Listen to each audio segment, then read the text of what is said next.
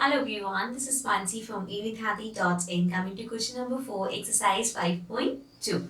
So, in this question we have the adjoining pie chart gives the marks scored in an examination by a student in Hindi, English, Mathematics, Social Science and Science. So, यहाँ पे आपको एक student की marks given है like एक pie chart के through given है maths के, सोशल साइंस के, साइंस के, हिंदी के, इंग्लिश के. Now one thing you have to see कि ये जो यहाँ पे 90, 65, 80, 70, 55 गिवन है ये मार्क्स नहीं है. These are the degrees. ये 90 डिग्री है पाई चार्ट में जैसे जो सेंट्रल एंगल्स होते हैं ये वो गिवन है. यहाँ पे ये गलती नहीं करनी कि मैथ्स में 90 मार्क्स है, सोशल साइंस में 65, साइंस में 80. ये मार्क्स नहीं है. These are the angles. Okay, now let's read it further. If the total marks obtained by the student were 540, answer the following questions. अब यहाँ पे गिवन है कि टोटल मार्क्स जो obtain हुए हैं they are 540.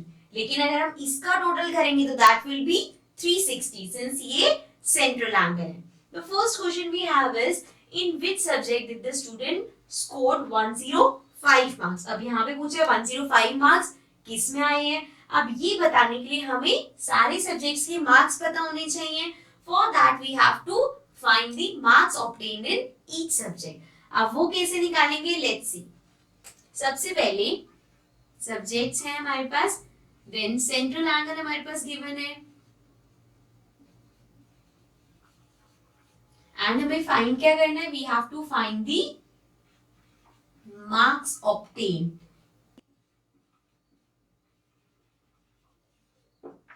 So now let's take the fourth subject as mathematics. So mathematics में हमारे पास 90 डिग्री गिवन है. So this is the central angle. अभी तक हम क्या करते थे? मार्क्स या कोई भी चीज होती थी तो उसको कैलकुलेट करके सेंट्रल एंगल निकालते थे. लेकिन अब हमें रिवर्स करना है. हमें सेंट्रल एंगल गिवन है, मार्क्स निकालने हैं. So for this the formula will be 90 degree upon 360 degree. Why? Because यहाँ पे वैसे हम क्या करते थे, जो भी नंबर होता था अपॉन टोटल कर देते थे. लेकिन यहाँ पे अगर हम यहाँ से 90 डिग्री ले रहे तो ये पूरा 360 है, इसलिए 90 upon 360 then multiplied by 540 because 540 is the total marks. So ये हमने मल्टीप्लाई कर दिया 540 से. नाउ अब इसको सॉल्व करने के लिए यहाँ पे इसको सॉल्व कर लेते हैं रफ में. This is 90 upon 360 into 540. So 0 से 0 cancel.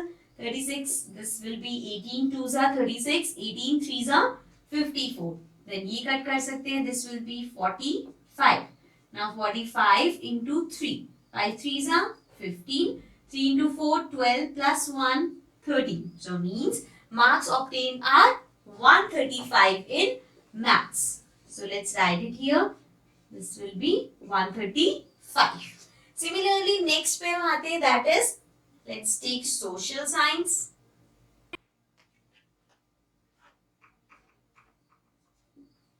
So, social science का हमें given है 65 degree.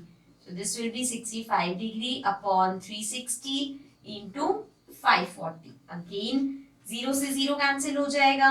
This will be 65 upon 36 into 54. 18 2s are 36, 18 3s are 54. अब 2 और 65 को आप कट नहीं कर सकते तो पहले हम इसको मल्टीप्लाई करेंगे then divided by 2. So 65 into 3, 5 3s are 15. Now 6 into 3 is 18 plus 1 19. इसको अब हमें डिवाइड करना है 2 से. So that will be 2 9s are 18. ये आ गया 5 1 2 7s are 14. This will be 1 decimal लगाया 0 5s are 10. So we have 97.5. Next अब हम लेंगे साइंस के मार्क्स. So साइंस में मार्क्स गिवन है, we have it 80. So 80 degree given है, 80 upon 360 into 540. 0 से 0 cancel.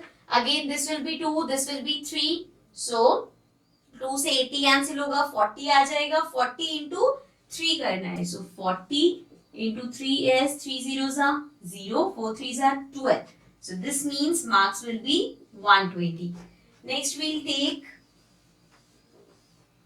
साइंस के बाद लेते हैं हिंदी।